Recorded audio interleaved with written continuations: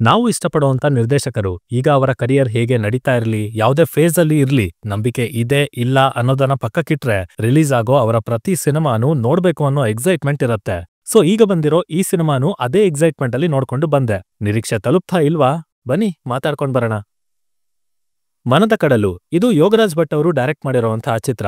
Story line ಕಡೆ ಬಂದ್ರೆ, ಸುಮುಖ ಒಬ್ಬ ಮೆಡಿಕಲ್ ಸ್ಟೂಡೆಂಟ್. ತನ್ನ ಜೀವನದಲ್ಲಿ ನಡೆಯೋ ಒಂದು ಘಟನೆಯಿಂದ ಡಾಕ್ಟರ್ ವೃತ್ತಿ ಮೇಲೆನೆ ಜಿಗುಪ್ಸೆ ಹುಟ್ಟಿ ಕೋರ್ಸ್ ಡ್ರಾಪ್ ಮಾಡ್ತಾನೆ. ಬೇರೇನನ್ನೋ ಹುಡ್ಕೋದಕ್ಕೆ ಹೊರಡ್ತಾನೆ. ಅಂಡ್ ಹೊರಟಾಗ ಸಿಗೋದೆ ರಾಶಿಕಾ ಅನ್ನೋ ಹುಡುಗಿ. ಸರಿ, ಇನ್ನೇನು ಅಣ್ತಮ್ಮ ಲವ್ ಅಲ್ಲಿ ಬೀಳ್ತಾನೆ, ಹಿಂದೆ ಹೋಗ್ತಾನೆ, ಒಂದು ಲವ್ ಸ್ಟೋರಿ ಶುರು ಆಗತ್ತೆ ಅನ್ಕೋತೀವಿ. ಬಟ್ ಅಷ್ಟರಲ್ಲೇ ಆ ಪ್ರೊಸೆಸ್ ಅಲ್ಲಿ ಅವನಿಗೆ ಒಂದು ಸಮಸ್ಯೆ ಎದುರಾಗತ್ತೆ. ಸೊ ಅದು ಏನು, ಅಲ್ಲಿಂದ ಮುಂದೇನಾಯ್ತು, ಅಂಡ್ ಈ ಕಥೆ ಎಲ್ಲಿಂದ ಎಲ್ಲಿಗೆ ಹೋಗಿ ನಿಲ್ತು ಅನ್ನೋದನ್ನೆಲ್ಲ ನೀವು ಫಿಲ್ಮ್ ಅಲ್ಲೇ ನೋಡಿ ತಿಳ್ಕೋಬೇಕು. ಇನ್ನ ಆಕ್ಚುಲ್ ಆಗಿ ಸಿನಿಮಾ ಹೇಗಿದೆ, ನನಗೇನಿಷ್ಟ ಆಯ್ತು, ಏನೆಲ್ಲ ಕಷ್ಟ ಆಯ್ತು, ಇದೆಲ್ಲದ್ರ ಬಗ್ಗೆನೂ ಡೀಟೇಲ್ಡ್ ಆಗಿ ಮಾತಾಡ್ತೀನಿ. ಆದ್ರೆ ಅದಕ್ಕಿಂತ ಮುಂಚೆ ಚಾನಲ್ಗೆ ಹೊಸಬ್ರಾಗಿದ್ರೆ ಸಬ್ಸ್ಕ್ರೈಬ್ ಮಾಡ್ಕೊಳ್ಳಿ. ಅಂಡ್ ವಿಡಿಯೋ ಇಷ್ಟ ಆಯ್ತು ಅಂದ್ರೆ ಡೆಫಿನೆಟ್ಲಿ ಒಂದು ಲೈಕ್ ಕೊಟ್ಟು ಕಂಟಿನ್ಯೂ ಮಾಡಿ. 2000 ಲೈಕ್ಸ್ ಅನ್ನ ಎಕ್ಸ್ಪೆಕ್ಟ್ ಮಾಡ್ತಾ ಇದ್ದೀನಿ. ನೋಡೋಣ ಈ ಸಲ ಅದನ್ನ ತಲುಪ್ತೀವಾ ಇಲ್ವಾ ಅಂತ. ಇಲ್ಲಿರುವಂತಹ ಮೊದಲ ಪಾಸಿಟಿವ್ ಪಾಯಿಂಟ್ ಅಂದ್ರೆ ಅದು ಕ್ಯಾರೆಕ್ಟರೈಸೇಷನ್. ಟಿಪಿಕಲ್ ಭಟ್ಟರ ಪಾತ್ರಗಳು. ಗ್ಯಾಪ್ ಕೊಡದೆ ಪಟಪಟ ಅಂತ ಬಡಬಡಾಯಿಸೋ ಎನರ್ಜೆಟಿಕ್ ಹೀರೋ, ಅರ್ಧ ತಿಕ್ಲು ಇನ್ನರ್ಧ ಪುಕ್ಲು ತರ ಆಡೋ ಹೀರೋಯಿನ್ ಸ್ನೇಹಿತೆ, ಅರ್ಥ ಆಗದೆ ಇರೋ ಭಾಷೆ, ತೊದಲು ನುಡಿಗಳು, ಬದುಕಿಗೆ ಬುದ್ಧಿ ಹೇಳೋ ಡೈಲಾಗ್ ಹೇಳೋ ಕ್ಯಾರೆಕ್ಟರ್, ಅಂಡ್ ದೆನ್ ನಮ್ಮ ಸೈಲೆಂಟ್ ಹೀರೋಯಿನ್ ಪಾತ್ರ. ಲೈಕ್ ಇದೆಲ್ಲ ಒಂದ್ ರೀತಿ ಭಟ್ರು ಫಿಲ್ಮೋಗ್ರಫಿನ ರಿವೈಂಡ್ ಮಾಡಿ ನೋಡ್ದಾಗಿತ್ತು. ಪ್ರತಿ ಸಾರಿ ಸಿನಿಮಾ ಸೋತಾಗ ಅಲ್ಲ ಇದ್ ಯಾಕೆ ಹೀಗ್ ಮಾಡ್ತಾ ಇದ್ದಾರೆ, ಕಮರ್ಷಿಯಲ್ ಏನಕ್ಕೆ, ಇದೆಲ್ಲ ಬೇಕಾ, ನಿಮ್ಮ ವಿಂಟೇಜ್ ಮಟೀರಿಯಲ್ನೇ ವಾಪಸ್ ಸುತ್ತಿ ಕೊಡಿ ಅಂತ ಕೇಳ್ಕೊತಾ ಇದ್ವಿ. ಪರ್ಸನಲಿ ನಾನಂತೂ ಕೇಳ್ಕೊತಾ ಇದ್ದೆ. ಅಂಡ್ ಫೈನಲಿ ತಮ್ಮ ಸ್ಟೈಲ್ ನ ಪೂರ್ಣ ಪ್ರಮಾಣದಲ್ಲೇ ವಾಪಸ್ ತಂದಿದ್ದಾರೆ ಈ ಸಿನಿಮಾದ ಮೂಲಕ. ಸಿನಿಮಾ ಅಂದ್ಮೇಲೆ ಹೊಸತನ ಇರ್ಬೇಕು ಹೌದು, ಬಟ್ ಒಂದಷ್ಟು ಡೈರೆಕ್ಟರ್ಗಳು ತಮ್ಮ ಝೋನ್ ನಲ್ಲಿ ಇದ್ರೇನೆ ಚಂದ. ಆ ಲೀಸ್ಟ್ ಅಲ್ಲಿ ಯೋಗರಾಜ್ ಭಟ್ರು ಯಾವಾಗ್ಲೂ ಮುಂದೆನೆ ಇರ್ತಾರೆ. ಅಂಡ್ ಅವರ ರೀತಿಯಲ್ಲಿ ಸಿನಿಮಾ ಇರೋದೇ ಇದರ ಬಿಗ್ಗೆಸ್ಟ್ ಪಾಸಿಟಿವ್ ಅಂತ ಹೇಳ್ತೀನಿ. ಇನ್ನು ಎರಡನೇದಾಗಿ ಇದರ ಆಂಬಿಯನ್ಸ್. ಬರಗಾಲದಲ್ಲೇ ಬೆಂದು ಹೋಗಿದ್ದ ಭಟ್ರು ಸಿನಿಮಾದಲ್ಲಿ ಈಗ ಮತ್ತೆ ಮಳೆ ಬಂದಿದೆ. ಮತ್ತದೇ ಹಸಿರು, ಜಲಪಾತ, ನದಿ, ಆಲ್ಮೋಸ್ಟ್ ಇಡೀ ಫಿಲ್ಮ್ ಪೂರ್ತಿ ಕಣ್ಣಿಗೆ ಮುದ ನೀಡೋ ಅಂತ ಫ್ರೇಮ್ಗಳೇ ತುಂಬಿ ಹೋಗಿದವೆ. ಸ್ಪೆಷಲಿ ಆ ದೋಣಿ ದುರ್ಗ, ಆ ಊರು, ಅಲ್ಲಿನ ಪ್ರಕೃತಿ, ಪುಟ್ಟ ದ್ವೀಪ, ಇದೆಲ್ಲ ವಿಜುವಲಿ ತುಂಬಾ ಒಳ್ಳೆ ವ್ಯಾಲ್ಯೂನ ಆಡ್ ಮಾಡಿದೆ ಸಿನಿಮಾಗೆ. ಪ್ರೀ-ಇಂಟರ್ವಲ್ ನಲ್ಲಿ ಒಂದು ಸಣ್ಣ ಅಡ್ವೆಂಚರ್ ಇದೆ. ಅದನ್ನ ಸೆರೆ ಹಿಡ್ದಿರೋ ರೀತಿ, ಮಧುವಂತಿ ಪುಷ್ಪ, ಲೊಕೇಶನ್ ಸಖತ್ ಇಷ್ಟ ಆಯ್ತು. ಸಿನಿಮಾ ಮೊದಲಿಗೆ ಅಷ್ಟು ಚೆನ್ನಾಗಿ ಶುರು ಆಗಲ್ಲ, ಸ್ವಲ್ಪ ಜಾಸ್ತಿನೇ ಚೆಲ್ಲಾಪಿಲ್ಲಿ ಆಗಿದೆ. ಅದ್ರ ಬಗ್ಗೆ ಮುಂದೆ ಮಾತಾಡ್ತೀನಿ. ಬಟ್ ಅಲ್ಲಿಂದ ಮುಂದೆ ಸಿನಿಮಾ ಟೇಕ್ ಆಫ್ ಆದಂತ ರೀತಿ, ನಂತರದ ಬರವಣಿಗೆ, ಸುಮುಖ ಮತ್ತೆ ಆ ಇಬ್ಬರು ಹುಡುಗಿಯರ ಮಧ್ಯೆ ಇದ್ದಂತ ಸಂಭಾಷಣೆ, ಸನ್ನಿವೇಶ, ಅಂಜಲಿ ಪಾತ್ರಕ್ಕಿದ್ದ ಕ್ಯಾರೆಕ್ಟರ್ ಆರ್ಕ್, ಅದನ್ನ ಪೋರ್ಟ್ರೇ ಮಾಡಿದಂತ ರೀತಿ ಸಖತ್ತಾಗಿ ವರ್ಕ್ ಆಗಿದೆ. ಅಲ್ಲಿರೋ ಒಂದಷ್ಟು ಡೈಲಾಗ್ಗಳು ಕೇಳೋದಕ್ಕೆ ಸ್ವಲ್ಪ ಅತಿ ಆಯ್ತು ಅನ್ಸಿದ್ರು ಬೇಕಾಗಿರೋ ಟೈಮಲ್ಲಿ ಬಂದು ಒಳ್ಳೆ ಮಜಾನೆ ಕೊಟ್ಟಿದೆ. ಸ್ಪೆಷಲಿ ಆ ತುಂಟತನ, ಬೋಲ್ಡ್ನೆಸ್, ಹಾಫ್ ಮೆಂಟ್ಲು ಬಿಹೇವಿಯರ್ ಚೆನ್ನಾಗಿತ್ತು ಆ ಸೀಕ್ವೆನ್ಸ್ಗಳು. ಇನ್ನು ಇಲ್ಲಿ ಅವಶ್ಯಕತೆ ಇರೋ ಕಡೆ ಡ್ರಾಮಾ ಮಿಸ್ ಆದ್ರೂ ಅವಕಾಶ ಸಿಕ್ಕಾಗೆಲ್ಲ ಫಿಲಾಸಫಿ ಇಡೋದನ್ನ ಮಾತ್ರ ಮರ್ತಿಲ್ಲ. ಕತ್ತಲು, ಬೆಳಕು, ಜೀವನ, ಸಾವನ್ನ ಕೂಗಿ ಕರೆಯಬೇಡ, ಬದುಕಿಗೆ ನೋವಾಗ್ತದೆ, ಹೀಗೆ ಹಲವು ಒಳ್ಳೊಳ್ಳೆ ಲೈನ್ಗಳಿದಾವೆ. ಅಂಡ್ ಅವುಗಳ ಇಂಪ್ಯಾಕ್ಟ್, ಪ್ಲೇಸ್ಮೆಂಟ್ ಸಖತ್ತಿತ್ತು.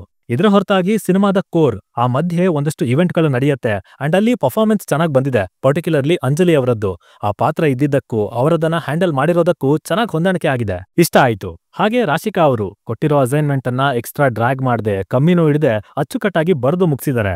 ಪರ್ಫಾರ್ಮ್ ಮಾಡಿದ್ದಾರೆ. ಜೊತೆಗೆ ರಂಗಾಯಣ ರಘು ಅವರ ಪಾತ್ರ ಮೊದಲಿಗೆ ಸ್ವಲ್ಪ ಕಷ್ಟ ಆಯ್ತು, ಅಷ್ಟು ನ್ಯಾಚುರಲ್ ಅಂತ ಅನ್ನಿಸ್ಲಿಲ್ಲ. ಬಟ್ ಹೋಗ್ತಾ ಹೋಗ್ತಾ ಅದು ಕೂಡ ಸರಿ ಆಯ್ತು. ಅಲ್ಲಲ್ಲಿ ನಗುವನ್ನ ಕೂಡ ತರಿಸ್ತು. ಬಟ್ ಸುಮುಖ ಅವರು ಸ್ವಲ್ಪ ಹೈಪರ್ ಆಗೇ ಇದ್ರು. ಅದನ್ನ ಕಮ್ಮಿ ಇಟ್ಟಿದ್ರೆ, ಸಂದರ್ಭಕ್ಕೆ ತಕ್ಕನಾದ ವೇರಿಯೇಷನ್ಸ್ ನ ತಂದಿದ್ರೆ ಅದರ ಎಫೆಕ್ಟ್ ಇನ್ನೂ ಹೆಚ್ಚಿರೋದು. ನೆಗೆಟಿವ್ಸ್ ಕಡೆ ಬಂದ್ರೆ ಅದು ಇದರ ಡ್ರಾಮಾ ರೈಟಿಂಗ್ ಅಲ್ಲಿ ಸೃಷ್ಟಿಯಾಗಿರೋ ಸಂದರ್ಭಗಳಲ್ಲಿ ಅದಕ್ಕೆ ಹೆವಿ ಜಾಗ ಇತ್ತು. ಎಮೋಷನಲಿ ಒಳ್ಳೆ ಡೆಪ್ತ್ ಕೊಡ್ಬೋದಾಗಿತ್ತು. ಬಟ್ ಅದೇ ಇಲ್ಲಿ ಅಷ್ಟು ಚೆನ್ನಾಗಿ ವರ್ಕ್ ಆಗ್ಲಿಲ್ಲ, ತುಂಬಾನೇ ಸೂಪರ್ಫಿಷಿಯಲ್ ಆಗೋಯ್ತು. ಒಳ್ಳೆ ಬರವಣಿಗೆ ಇದ್ದಿದ್ರಿಂದ ಹಲವು ಕಡೆ ಎಮೋಷನ್ಸ್ ಕನೆಕ್ಟ್ ಆಗತ್ತೆ. ಬಟ್ ಸ್ಟಿಲ್ ಅದಕ್ಕೆ ಮತ್ತಷ್ಟು ಕೆಪಬಿಲಿಟಿ ಖಂಡಿತ ಇತ್ತು. ಇನ್ನು ಸುಮುಖ ಅವರ ಪರ್ಫಾರ್ಮೆನ್ಸ್, ಇಡೀ ಸಿನಿಮಾ ತುಂಬಾ ಒಂದೇ ಫೇಸ್ ಅಲ್ಲಿ ಓಡ್ತಾ ಇದ್ರು. ಮಧ್ಯೆ ಒಂದಷ್ಟು ಕಡೆ ಸ್ವಲ್ಪ ಕೆಳಗಿಳಿತಾರೆ. ಅಂಡ್ ಆಗ ಆ ಸಂದರ್ಭಗಳು ಎಫೆಕ್ಟಿವ್ ಅಂತ ಅನ್ನಿಸ್ತು. ಬಟ್ ಅದಷ್ಟನ್ನ ಪಕ್ಕಕ್ಕಿಟ್ರೆ it was hyper and over the top. ಭಟ್ರು ಹೀರೋಗಳು ಮಾತಲ್ಲಿ ಮುಂದಿದ್ರು ಆಲ್ಮೋಸ್ಟ್ ಸಟಲ್ ಆಗಿ ಎಲ್ಲದನ್ನು ಕನ್ವೆ ಮಾಡ್ತಾರೆ. ಕೆಲವೊಂದು ಕಡೆ ಮಾತ್ರ ಎಕ್ಸೈಟೆಡ್ ಸ್ಟೇಟ್ಗೆ ಹೋಗ್ತಾರೆ. ಸೊ ಆ ವಿಷಯನ ಸುಮುಖ ಅವರು ಅರ್ಥ ಮಾಡ್ಕೋಬೇಕಾಗಿತ್ತು, ಅಥವಾ ನಿರ್ದೇಶಕರು ಅದನ್ನ ಅವರಿಗೆ ಅರ್ಥ ಮಾಡಿಸ್ಬೇಕಾಗಿತ್ತು.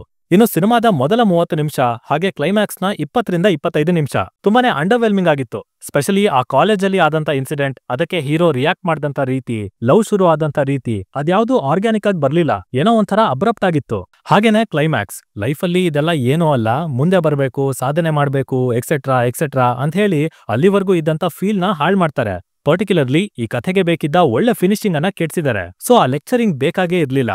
ಆಲ್ಸೋ ಆಲ್ರೆಡಿ ಎಕ್ಸಿಸ್ಟ್ ಆಗಿರೋ ಹಲವು ವಿಷಯಗಳನ್ನ ಧಿಕ್ಕರಿಸಿ ಬಂದಂತ ಪಾತ್ರಗಳು ಮಧ್ಯೆ ಮಧ್ಯೆ ಅವುಗಳನ್ನೇ ಮಾಡ್ತಿರ್ತಾರೆ, ತಮ್ಮ ನಂಬಿಕೆಗಳನ್ನ ಕೊನೆವರೆಗೂ ಕ್ಲಿಯರ್ ಆಗಿ ಇಟ್ಕೊಳ್ಳೋದಿಲ್ಲ.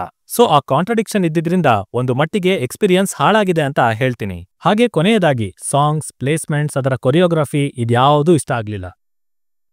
ಟೋಟಲ್ ಆಗಿ it's a decent watch cinema. Typical ಭಟ್ಟರ ಶೈಲಿಯಲ್ಲೇ ಇದೆ. ಬಟ್ ಆ ಸ್ಟಾರ್ಟಿಂಗ್ ಟ್ರಬಲ್, ಕ್ಲೈಮ್ಯಾಕ್ಸ್ ಉಪದೇಶ ಇವೆರಡು ಸಿನಿಮಾನ ಕೆಳಗೆಳ್ದಿದೆ ನಿಜ. ಬಟ್ ಅವೆರಡನ್ನ ಎತ್ತು ಹೊರಗಿಟ್ರೆ ಸಿನಿಮಾ ಗುಡ್ ವಾಚ್ ಅಂತಾನೆ ಅನ್ಸತ್ತೆ. ನಾರ್ಮಲಿ ಭಟ್ರನ್ನ ಅವ್ರ ಸ್ಟೈಲ್ನಲ್ಲೇ ನೋಡೋದಕ್ಕೆ ಇಷ್ಟ. ಬಿಕಾಸ್ ಅವರಿಗೆ ಹೊಸ್ತನ ಬೇಕಾಗಿಲ್ಲ, ಅವರೇ ಭಿನ್ನ. ಸೊ ಆ ಭಿನ್ನತೆ ಇರೋದ್ರಿಂದನೇ ಒಂದಷ್ಟು ಜನರನ್ನ ಸಿನಿಮಾ ಆರಾಮಾಗಿ ತಲುಪತ್ತೆ. ಕಂಬ್ಯಾಕ್ ಹೌದಾ ಅಲ್ವಾ ಗೊತ್ತಿಲ್ಲ, ಬಟ್ ಅವ್ರ ಸ್ಟೈಲಲ್ಲೇ ವಾಪಸ್ ಬಂದ್ರಲ್ಲ, ಅದೇ ಒಂದು ಖುಷಿ. ಇನ್ನು ಇದನ್ನ ಬಿಟ್ಟು ಬರೀ ಎಕ್ಸ್ಪೀರಿಯನ್ಸ್ಗೆ ಬೆಲೆ ಕೊಡ್ತೀರಾ ಅಂದ್ರೆ ಇದು ನಿಮಗೆ ಡೀಸೆಂಟ್ ಒನ್ ಟೈಮ್ ವಾಚ್ ಆಗತ್ತೆ. ಆಲ್ಸೋ ಫ್ಯಾಮಿಲಿ ಜೊತೆ ನೋಡೋದಕ್ಕೆ ಸ್ವಲ್ಪ ಮುಜುಗರ ಆಗ್ಬೋದು, ಪಾತ್ರ ಹಾಗೆ ಒಂದಷ್ಟು ಡೈಲಾಗ್ಗಳಿಂದ.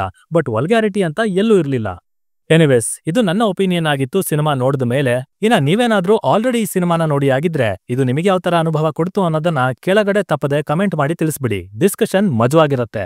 ಸೈನಿಂಗ್ ಆಫ್, ಲಿಖಿತ್.